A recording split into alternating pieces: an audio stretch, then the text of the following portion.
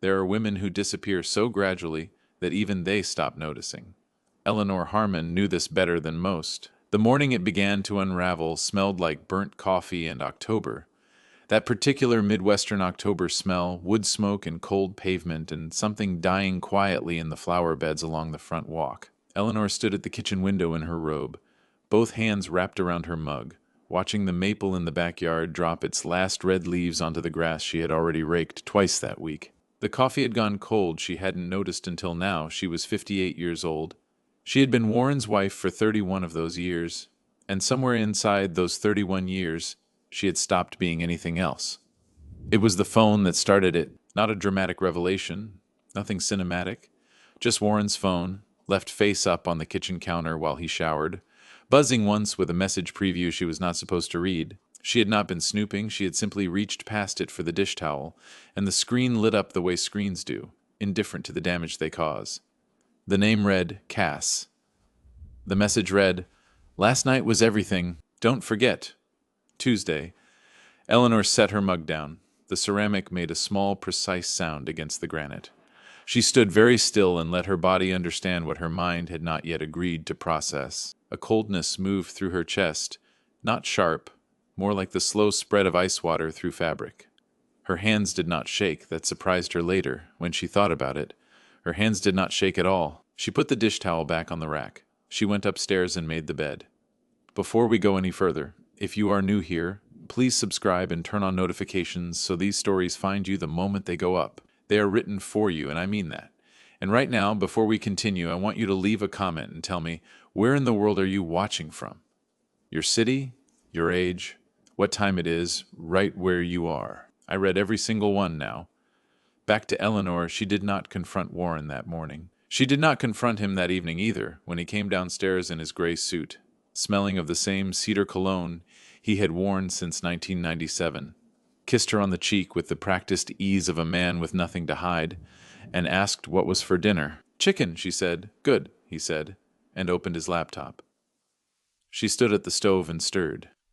That night, after Warren's breathing slowed beside her, Eleanor climbed the attic stairs for the first time in 3 years. The pull-cord light flickered on and threw yellow shadows across the boxes she had been meaning to sort since their youngest left for college. She moved past the holiday bins, past the boxes of school projects she had kept without knowing why, until she reached the back corner, the one place in the house that had always been only hers. The Rubbermaid bin was gray, sealed with a lid she had to wedge open with her thumbnail. Inside, beneath a folded tote bag and a stack of continuing education binders from a world that no longer recognized her name, she found it, the leather-bound ledger notebook, slim, dark brown, the corners worn soft. And beneath it, inside a manila envelope sealed with packing tape sometime around 1999, her CPA license certificate, Eleanor Diane Harmon. The ink had not faded. She sat down on the attic floor and held it in both hands. She had not held it in 26 years, and she was still sitting there when she heard Warren's phone buzz on the nightstand below her, once, twice, 3 times. And the vibration moved through the attic floorboards and into her palms like something alive. She did not move, but something in her did. She came down from the attic at 2 in the morning and did not go back to bed. Instead, she sat at the kitchen table with a yellow legal pad, a mechanical pencil, and the kind of stillness that had nothing to do with calm. The house ticked around her. The refrigerator hummed. Outside, the wind moved through the maple and the branches scraped the side of the house like fingers asking to be let in. Eleanor wrote nothing for a long time. She simply sat with the legal pad in front of her and let the cold that had started in her chest that morning finish its work, moving down through her stomach, through her hands, until she was not numb exactly, but still, completely still, the way a room goes still just before something breaks. Then she picked up the pencil and wrote a single word at the top of the page. Cass, beneath it. In the neat, compressed handwriting she had not used in 26 years, she began making a list. She did not sleep that night. By 6 in the morning, she had filled 4 pages. Warren came down at 7, poured his coffee, commented that the weather app was showing frost by Thursday, and left for the office at 7:20 without looking at her face. Eleanor watched his Audi back out of the driveway from the kitchen window. She watched until his taillights disappeared around the corner of Aldrich Lane Then she opened his home office door, sat down at his desk, and began going through the filing cabinet he had always kept unlocked because, in 31 years, she had never once opened it. She had been a forensic accountant. She knew exactly what she was looking for. What she found in the third drawer, behind the hanging files labeled Harmon Properties Quarterly and Insurance, and the one simply marked Miscellaneous, was not a confession. It was better than a confession. It was a pattern.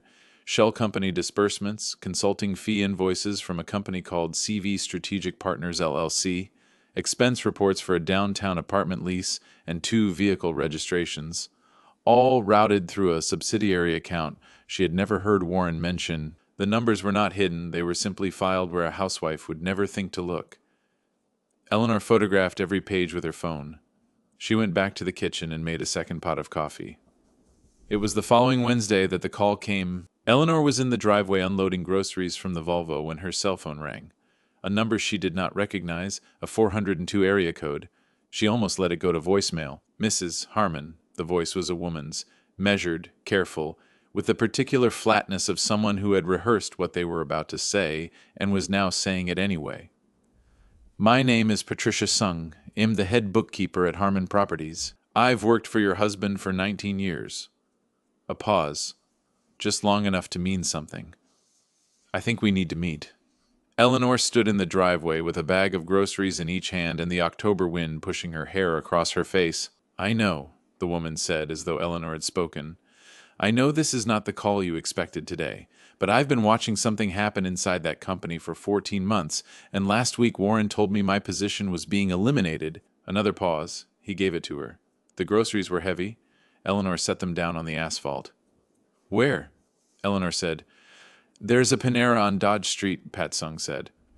Corner booth. It'll be there at noon on Friday. She hesitated one final time. And in that hesitation, Eleanor heard something she recognized immediately. Not fear, not anger. Something older than both of those things. Mrs. Harmon, Pat said quietly, I have the accounts. The wind moved through the maple at the end of the driveway and sent a cascade of red leaves across the asphalt at Eleanor's feet. She looked down at them. It'll be there, she said. Patricia Sung was already in the corner booth when Eleanor arrived. A large coffee in front of her and a manila folder on the table that she kept one hand pressed flat against, as though it might try to leave. She was a small woman, 60 years old, with silver-streaked hair pulled back in a careful bun and reading glasses pushed up on her forehead. She wore a navy blazer over a white blouse, and the expression of someone who had made a decision they could not unmake. Eleanor slid into the booth across from her, and they looked at each other for a moment without speaking, the way women do when they are measuring not whether to trust, but how much. The Panera smelled of bread and coffee and someone else's lunch. A toddler 2 tables over was banging a spoon. Pat opened the folder. What was inside took Eleanor 40 minutes to fully absorb. She did not speak while she read. She turned each page slowly, with both hands, her eyes moving in the precise horizontal pattern she had not used since 1998. Statement summaries, transfer records, 12 invoices from CV Strategic Partners LLC. Cassandra Voss, sole proprietor, registered 8 months after Warren had hired her as a consultant. An apartment lease on the 14th floor of a building on Farnham Street, paid through a Harmon Properties subsidiary. Car payments on a white Audi Q5 and a black Range Rover, both registered to the same LLC. A wire transfer record dated 4 months ago, $94,000 moved from the Harmon Properties Capital Reserve account into CV Strategic Partners, coded in the company ledger as professional development fees. Eleanor set the last page down. She looked up at Pat Sung. Has been doing this for 14 months, Pat said. Maybe longer. I only have what I could access from my position. She paused. The merger partners, the Delacroix Group, out of Kansas City. They are coming to the annual banquet next Friday. Warren is planning to sign the preliminary agreement that night. She folded her hands on the table. They don't know about any of this. Eleanor looked back down at the folder. They will, she said. That was all she said. She took the folder home and spent 3 evenings at Warren's desk cross-referencing every document against the quarterly report she found in the filing cabinet, building a secondary record in her own hand, clean columns, sourced figures, annotated discrepancies, in the leather-bound ledger notebook she had carried down from the attic. The work settled into her like something returning to its natural temperature. Her handwriting grew smaller and more precise as the hours passed. Her shoulders dropped, her breathing slowed. She did not feel powerful. She felt accurate. There is a difference. The night of the banquet. Eleanor's daughter Claire came over to help her get ready. Claire, who was 30 and sharp and had always watched her mother with a particular careful attention she had never fully explained, Eleanor came down the stairs in the dress she had chosen herself. Deep charcoal silk, simple cut, nothing that announced itself. She wore the pearl earrings her mother had left her. She carried the small black clutch that held her phone, her lipstick, and a folded summary document that Pat had helped her prepare. Claire was standing in the hallway when Eleanor reached the bottom stair. She stopped. She looked at her mother for a long moment and said nothing. Then something shifted in her face. Not surprise exactly, but recognition. The way you recognize a place you have only seen in photographs. "Mom," Claire said quietly, "who are you right now?" Eleanor picked up her car keys from the hall table. "I'm going to be a little late getting home tonight," she said. "Don't wait up." She opened the front door and the cold October air moved through the hallway and Claire stood there watching her mother walk to the car.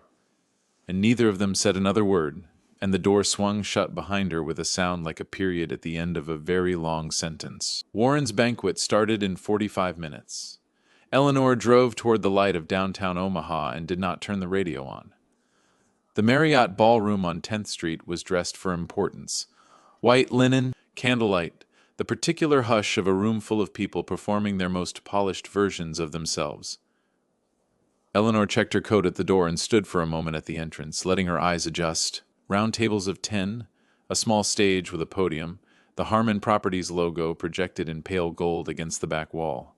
Servers moved between tables with wine. A string quartet played something no one was listening to. She found Pat Sung near the back, standing alone with a glass of water, wearing a black dress and the expression of a woman who has already made her peace. They did not hug. They stood side by side and looked at the room. Warren was at the head table, laughing at something a man in a dark suit was saying. One of the Delacroix Group partners, Eleanor recognized him from the company website she had studied that week. Warren looked comfortable. He looked like a man at the center of his own story. Beside him, one seat to his left, sat Cassandra Voss in a red dress, her hand resting on the table 3 inches from Warren's, and Eleanor looked at her for exactly as long as she needed to and then looked away. She felt nothing she had not already felt. She had felt it all in the attic. Warren saw her 20 minutes later, crossing the room toward the head table, and his face did something complicated. A brief flicker she would have missed if she had not spent 31 years learning to read it. He recovered in under a second. He smiled the smile of a man who has managed difficult situations before. "Ellie," he said, rising slightly, "I didn't know you were coming." "Oh," she said, "you didn't?" She turned to the man in the dark suit. "You're Robert Delacroix," she said. Not a question. He extended his hand. "That's right. My name is Eleanor Harmon," she said. "I am a forensic accountant. I was a senior associate at Pricewaterhouse before I left to support my husband's company. I have something you need to see before you sign anything tonight." The table went quiet. Warren's hand found her arm. His grip was tight, and his voice dropped to the register he used when he was telling her she was embarrassing herself. "Ellie, this is not the time or the place." She did not move her arm. She did not raise her voice. "Robert," she said, "in the past 14 months, $412,000 has been moved from your prospective acquisitions capital reserve account into a private LLC registered to the woman sitting 2 seats to your left. I have the transfer records, the invoices, and the ledger discrepancies documented and sourced." She set the folded summary on the table in front of him. "You'll want your attorneys to see this before the evening goes any further." The string quartet finished their piece. In the silence that followed, Warren Harmon did what small men do when the story stops going their way. He got loud. He pushed back his chair. He used the word embarrassing. He used the word irrational. He said her name 3 times in a row, each time a different kind of warning. His face had gone the color of the tablecloth. Eleanor stood completely still and let him finish. Robert Delacroix was already reading the summary document. Cassandra Voss was looking at her phone. Pat Sung, from across the room, met Eleanor's eyes once and gave the smallest possible nod. Warren was still talking when Robert Delacroix set the document down, looked up at him, and said quietly, "Warren, I think we need to step outside." Warren stopped. The room had been listening for some time. Eleanor picked up her clutch from the table. She turned and walked back through the ballroom the way she had come in. Between the white linen tables and the candlelight and the faces of people she had attended 9 of these banquets with, and not one of them said a word, and she did not hurry, and she did not look back. She retrieved her coat from the check. She stepped out through the glass doors into the cold October night. The air was sharp and clean and smelled of the city and distant wood smoke, and she stood on the sidewalk for a moment and breathed it in. All of it. The cold and the dark and the specific freedom of a woman who has just stopped being manageable. Her phone buzzed. Claire, she answered it. Mom, are you okay? Eleanor looked up at the sky above 10th Street. Orange dark, the way Omaha skies go in October, lit from below by a city that does not know it is beautiful. I think, she said, I'm just getting started.